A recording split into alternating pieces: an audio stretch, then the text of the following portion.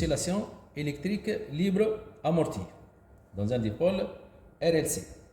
Donc on va étudier les différents régimes d'oscillation. Pour cela, on va réaliser le montage suivant. Un générateur de tension délivrant une tension égale à 6 volts.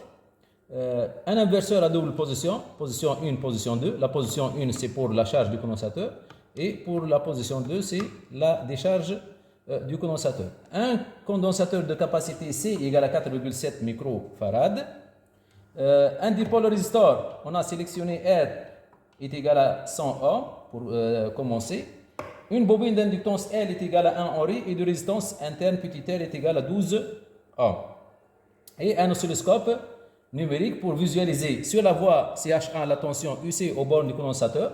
Donc pour cela, on va adopter les réglages suivants. Sur la voie CH1, donc couplage DC limite off, volt par division bien sans une fois. Inverser, non, on ne va pas inverser la tension aux bornes du dipôle condensateur.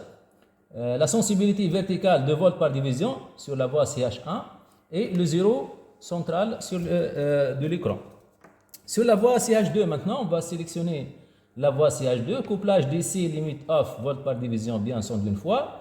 Inverser, oui, on va inverser la tension aux bornes du dipôle résistor puisqu'on a pris comme masse commune la borne entre le condensateur et le dipôle résistor. Donc c'est pour cette raison-là, on va inverser la voie CH2. La sensibilité verticale sur la voie CH2, 1 volt par division. La sensibilité horizontale, balayage horizontal, 5 millisecondes par division. Et on a pris le zéro à ce niveau-là, l'axe des Y. Donc ça, c'est pour le réglage. Le trigger, maintenant, faites attention. Le trigger type crête, source CH1, on va choisir la source CH1, la tension UC, comme tension de déclenchement. La pente hausse, c'est-à-dire après avoir chargé le condensateur, on va déclencher la décharge, donc la tension va diminuer, donc pente chute. Mode normal, couplage DC, et on a choisi comme level, tension de déclenchement, 5,76. Donc une valeur qui est légèrement inférieure à 6 volts, la tension maximale, UC max. Donc on va commencer l'enregistrement. Run, donc on a appuyé sur le bouton Run Stop, donc déclenchement, et on va placer le commutateur sur la position 1.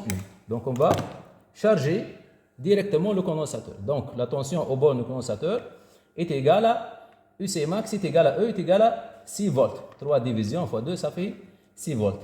Maintenant, on va basculer le commutateur sur la position 2 pour décharger le condensateur dans la bobine et le dipôle résistor. Donc, sur la voie, on va basculer. Maintenant, vous avez les deux tensions. Tension aux bornes du condensateur en bleu, donc diminue au cours du temps. Donc, la tension aux bornes du condensateur diminue, donc le condensateur se décharge. Maintenant, le condensateur se charge, se décharge, se charge, se décharge, etc. Donc, c'est pour cette raison-là, on appelle ce phénomène une décharge oscillante, jusqu'à ce que UC soit nul à la fin de la décharge. Et ce que vous voyez en jaune, c'est la tension aux bornes du dipôle résistor. Donc, UR est égal à R fois I. I est égal à C, la dérivée de UC par rapport au temps. UC décroît, donc la dérivée de UC par rapport au temps est négative. C'est pour cette raison-là que UR est négatif sur cette période. Maintenant, UR, c'est toujours négatif. Maintenant, UR positif, etc. Donc, ça dépend de la dérivée de la tension UC par rapport au temps. Donc, la tension UC et la tension UR. On peut visualiser la tension aux bornes de la bobine.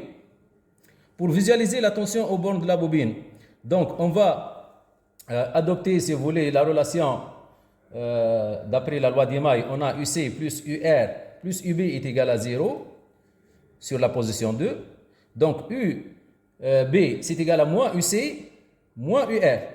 Donc moins UC moins UR, on va maintenant revenir sur la voie CH1, donc la voie CH1, et on ne va pas maintenant, c'est la voie CHA. Donc, moins UC, donc on va inverser la voie CH1.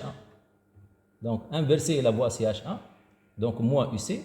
Et la voie CH2, on a inversé tout à l'heure. Maintenant, on ne va pas inverser pour avoir moins UR. Donc, on aura moins UR, donc moins UC, moins UR. Et UB, ça sera égal à moins UC, moins UR. Donc, on va utiliser le bouton Math. Le bouton Math, donc source, donc moins UC plus moins UR est égal à UB. Donc, ce que vous voyez en rouge, c'est la tension aux bornes de la bobine. Donc, en rouge, la tension aux bornes de la bobine. On peut garder, si vous voulez, la tension. Voilà, uniquement la tension aux bornes de la bobine. Ce que vous voyez en rouge. Ça, c'est pour une première expérience. Donc, on peut visualiser la tension UC, la tension UR, et en utilisant le bouton Math, on peut visualiser la tension UB aux bornes de la bobine. Maintenant, on va étudier les différents régimes de fonctionnement en variant la valeur de la résistance R. Donc, on va revenir, si vous voulez, sur la voie CH1 et on va changer les valeurs de la résistance pour voir l'influence de la résistance R sur les différents régimes de fonctionnement. Donc, pour R1, pour une première expérience, R1 est égal à 100 ohms. Donc, on va commencer l'enregistrement, si vous voulez. Donc, on va commencer l'enregistrement. La voie CH1, donc la voie CH1 inversée, non, on va revenir au premier réglage. Sur la voie CH2 inversée, oui, voilà. Bon, dans cette expérience, on peut s'intéresser uniquement à la tension UC aux bornes du condensateur. Ce n'est pas la peine de visualiser la tension aux bornes du dipôle résisteur. Donc, je ne vais pas visualiser la tension aux bornes du dipôle résisteur sur la voie CH2. Donc, j'ai annulé, si vous voulez, l'entrée sur la voie CH2. Donc, CH2 off. Donc, j'ai gardé uniquement la tension aux bornes du dipôle condensateur. Et pour une première expérience, c'est-à-dire pour R est égal à 100 ohms, donc on va charger de nouveau le condensateur, puis on va le décharger. Voilà.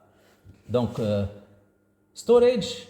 Donc, je vais, si vous voulez, enregistrer cette tension sur la source canal 1, la position 1 et save.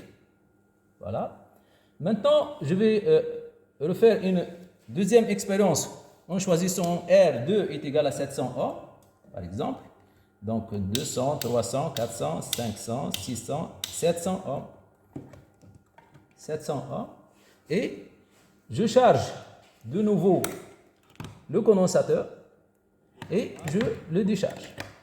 Donc, ça, c'est la tension. Donc, je passe d'un régime dit régime pseudo-périodique à un régime dit apériodique. Donc, retour, si vous voulez, sans aucune oscillation à la position 0, c'est-à-dire la décharge sans aucune oscillation.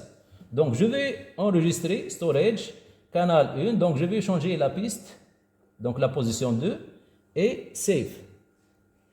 Et troisième expérience, on va choisir R est égal à 1 kg par exemple. Donc, 1 kg par exemple. Donc, 800, 900, et voilà. Et je vais refaire de nouveau la troisième expérience. Je charge le condensateur et je le décharge. Et maintenant, je vais revenir aux deux expériences précédentes. Donc, pour cela, on va revenir au storage. Donc, suivant, charger. Référence A, piste donc 1, et charger de nouveau. Donc ça, c'est l'expérience lorsque R est égal à 100 ohms. Puis, on va passer la deuxième expérience, donc charger, et voilà la deuxième expérience. Donc vous avez trois expériences. Lorsque vous avez des oscillations, ça c'est ce qu'on appelle le régime pseudo-périodique. Donc l'amortissement est faible pour R1 est égal à 100 ohms. Lorsque R maintenant est égal à 700 ohms, Donc, le retour à la position initiale, c'est-à-dire 0, condensateur déchargé, c'est un retour qui est rapide, si vous voulez. Ça, c'est ce qu'on appelle le régime apériodique, sans aucune oscillation. Et lorsque j'augmente davantage la résistance R, j'ai pris là, R est égal à 1 kg, supérieur à 700. Donc, toujours, vous avez un régime apériodique, mais avec un retour lent à la position initiale, c'est-à-dire le condensateur est déchargé. Donc, plus l'amortissement augmente, plus on peut passer d'un régime pseudo-périodique à un régime apériodique. Et si vous êtes dans un régime apériodique, plus R augmente, plus le retour à la position initiale, c'est-à-dire UC est égal à 0, plus le retour est lent. Voilà cette expérience, si vous voulez, d'étude des oscillations libres à amorties dans un circuit RLC. Merci pour votre attention.